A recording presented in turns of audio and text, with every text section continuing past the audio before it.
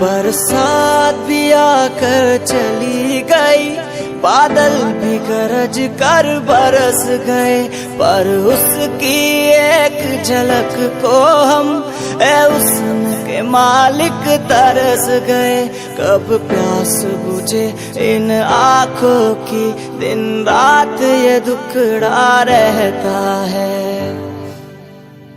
मेरे सामने वाली खिड़की में एक चांद का टुकड़ा रहता है, अफसोस है कि वो हमसे कुछ उखड़ा रहता है।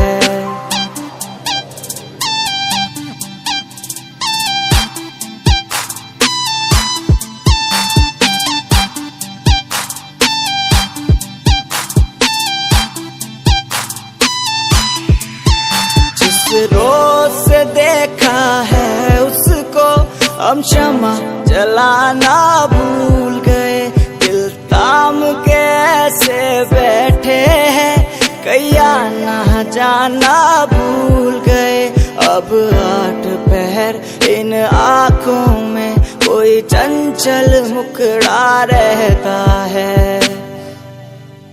मेरे सामने वाली खिड़की में एक चांद का टुकड़ा रहता है, अफसोस है कि वो हमसे कुछ उखड़ा रहता है। तुझे ना देखूं तो मुझको अब चैन भी ना आता है, तेरी एक झलक से ही तो मेरा सारा दिन बन जाता है। खुशनुमा ओ मेरा जहां जो तुझको मैंने पा लिया, वो ला ला ला ला ला ला ला।